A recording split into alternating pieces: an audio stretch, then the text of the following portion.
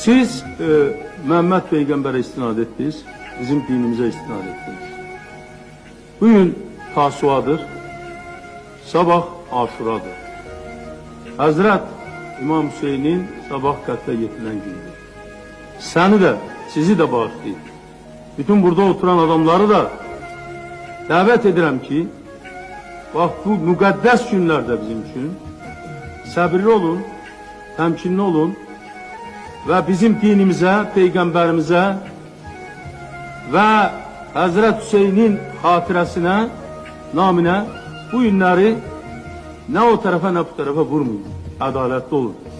Siz Ali Məhkəmənin sədrisiniz, ədaləti təmsil edən adamsınız. Ədalətli olun. Bilirsiniz, o populist danışıqlarla ki siz əvvəllər başlamışsınız, bunların vaxtı keçibdir.